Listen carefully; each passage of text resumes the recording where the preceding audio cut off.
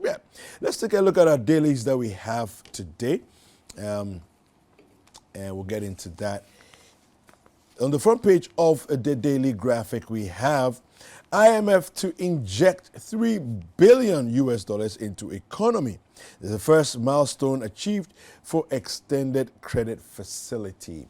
Yeah, so this is some bit of good news that we have here. And of course, speaking of IMF, we have the IMF team, members of the team, with our Citi Breakfast Show team on 97.3 Citi FM.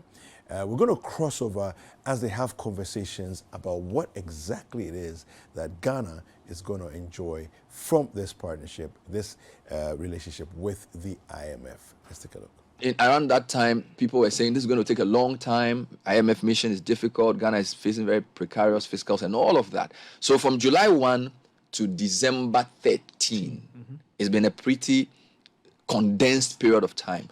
So Mr. Rido is in Ghana. Yesterday he held a press conference with the Minister of Finance to announce what they call a staff level agreement. So just want to get some quick crossing of T's and dotting of I's. And since you're the Frenchman, you ask the first question in French. I don't want to ask him. Bonjour, Monsieur Ogude. Comment vous allez? Bonjour. Good morning, Bernard. Good morning, everyone. And, Thank you. Good morning to all Ghanaians and your audience. Thank you so much. Thank you. So based on the timeline I gave, from July 1, when our president announced the intention, at what point did the staff come in? At what point did your work begin? We started very quickly after the request from the authorities. We were able to send to Accra from Washington a mission very soon after the request. And really, I have to say, since then, we have engaged very closely with the Ghanaian authorities, both here in Accra, in the context of various missions, visits, but also in Washington. And I have to say, almost, sometimes on a daily basis, virtually as well. I see. One of the things that baffles me is usually Ghana is a member of the IMF, and usually as members, we usually have representations, we send information back and forth. So why does a mission have to come to town when there's a program being contemplated? Because I thought you already talked to the Minister of Finance, you already talked to the Bank of Ghana. You have already access to information. So why does a mission have to specially come in with their briefcases and come and start working before a program? Well, I think the main reason is that to be effective and to really understand the circumstances of the country, the best for us is to engage with a broad range of stakeholders. So we don't just talk to the government. First of all, within the government, within the we engage with a number of institutions, with other ministries, with Parliament, the Finance Committee, but we also engage with other stakeholders, civil society, unions, representatives of the private sector. It's very important for us to get a sense of what is really happening on the ground, to be able to have a program that will address the problems that the Ghanaians are facing, to be able to engage with as range a groups of people as possible. Now, during these information sessions or these discussions with governments and whoever, what kind of information do you ask for as to help you with your work? What do you ask from, say, okay, what did you ask from, say, the Ministry of Finance or the government in this period so you can also do your work well?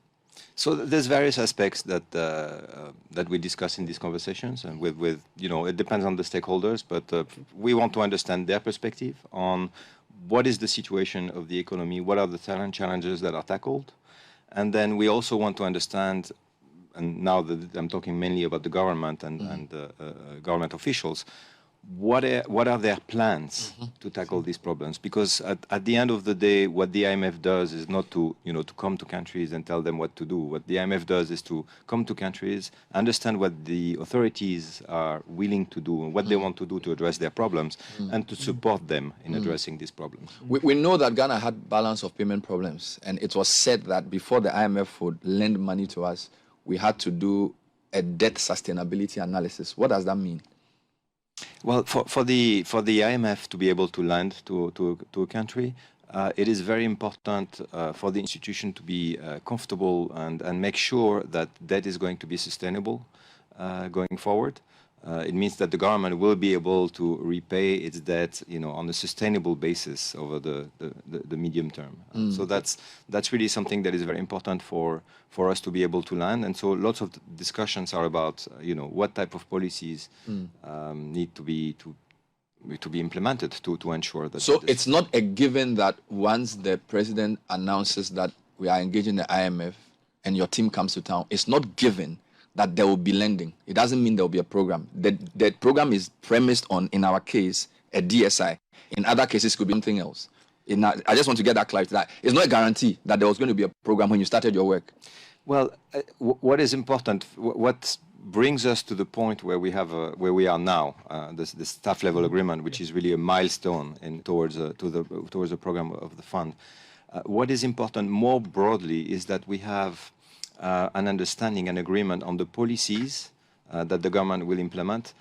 These policies, we want to make sure that they will deliver on the objectives of the program. And here, more broadly, of course, debt sustainability is one of the objectives of the program, but more generally, restoring macroeconomic stability is critical. That means bringing down inflation. That means making sure that public finances are on a sustainable track, that debt is viable.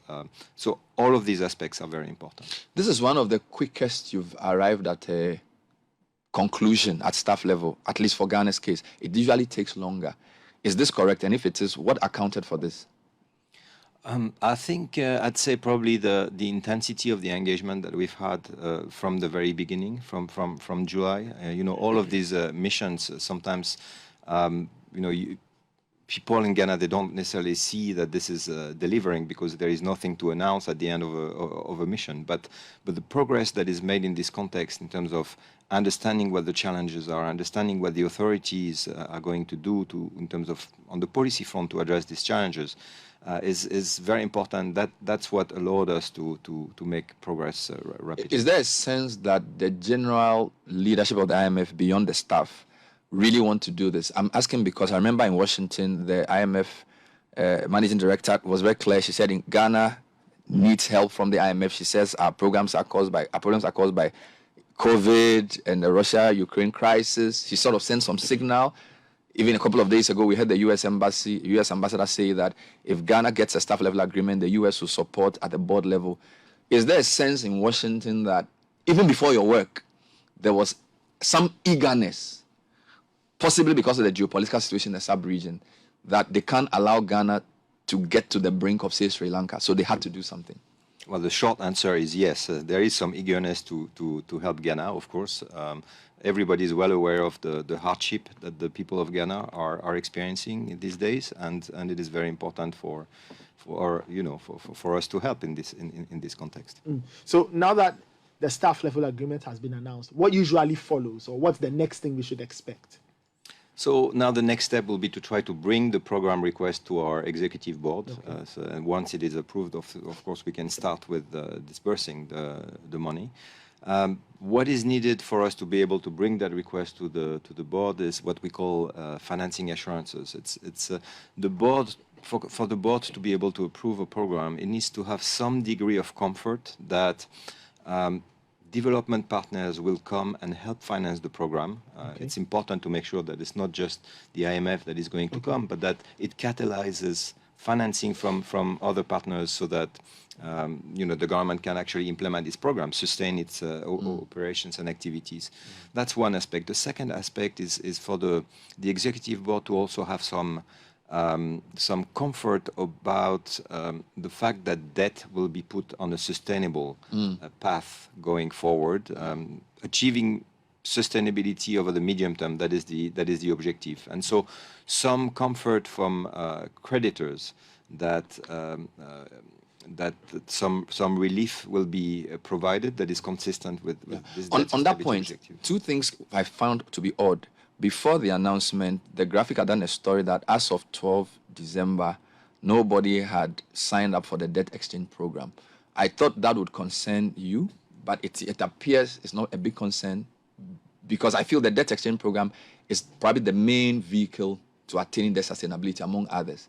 If the day before you announced the staff agreement, nobody had taken up at least not publicly. We didn't. Most people had said they weren't going to agree. Was that not a concern? And second question, again, the government hasn't given the details of an external debt restructuring. They just said they are engaging. Would you not need those two assurances before you would announce the staff level agreement? So I think on the domestic side, you're referring to the domestic debt exchange. It's not for us to speculate what creditors will decide eventually. We are just in the middle of the process here. So I think the best thing to do is to let the government and its creditors discuss the offer that have made. On the external side, the details of the authorities' intentions have not been announced yet. But something that I would like to emphasize is that the IMF is very concerned about the overall picture, making sure that the strategy eventually will deliver on debt sustainability. But the details of how this debt restructuring is being implemented, what type of debts are being restructured, relationships with the creditor, whether domestic or external, the parameters of the debt operation, what type of relief the government will be seeking from the different creditors. All of that is really very much for the government to decide. These are all sovereign decisions. So you are just looking at the outcome, not the details of the specificities of whether it's a tenor extension, whether it's a time extension or interest rate cut. You are looking at the top lines. Is that what you're saying? There are broad objectives when it comes to debt sustainability, and this is those that we are really want to make sure these will be achieved. So is your work done in Ghana? Or you come back and announce that the board has agreed? Is your work done? No, it's never done. There's always more to do, and of course, it's our role to support the government also during this period and to continue to engage. I mean, I'm sure whatever he's doing tonight, he'll be watching Mbappe versus Morocco. Versus Morocco, yeah. How nervous are you? No doubt. Confident France will win tonight. Hopeful, I would say. Yeah, hopeful. It would be amazing if France were able to defend the title because only the Brazilians have been able to do that. 62. Yeah, So I'm supporting Morocco anyway. I mean, I want you to lose, not because I don't like you. I want Morocco to win, but that's nothing personal. Watch what you're saying. Thank you very much. Thank you so much. That was the IMF mission chief for Ghana. They announced the staff level agreement. What was it? Yesterday. Amazing. Press conference. And the finance minister. he is saying that the board is left to the board and of course with the sovereign, that's Ghana, to decide what happens. Thank you, sir, for being on the show. Thank you so much. Thank you. It's a pleasure, and I want to take that opportunity to wish you all happy holidays as well. You and your audience. So Fantastic. Happy holidays, everyone. Thank you so much. That was Stéphane Roudet. Stéphane Roudet.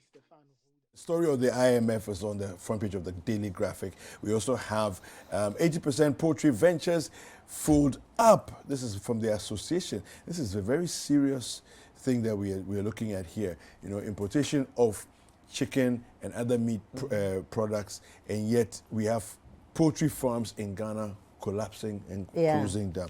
That's very serious. All right, we have Yoko retrieves 37 suspected stolen luxury vehicles. That's good. Right, now moving on to the new crusading guide. Government makes progress on IMF deal. 2023 budget gives hope. Ghana's debt to GDP, not country-specific. This is according to Dr. Stephen Amwa. GHS board receives award from Korea Pride Minister. Now, multimedia group console Bako family over demise of Mrs. Gladys Bako.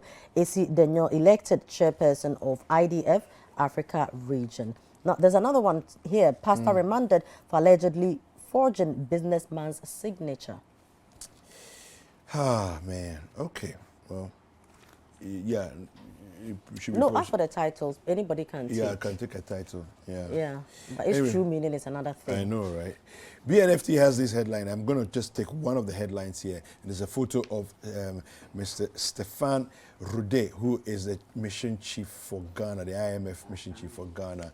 And it says here, Ghana IMF negotiations deal reached. This and other stories on the front page of the BNFT. Now, the Chronicle. Ghana was honest with us, says IMF, after reaching staff-level deal with Oforiatta and team. Ato Asian escapes custodial sentence. I'm sure he'll be singing praises this morning.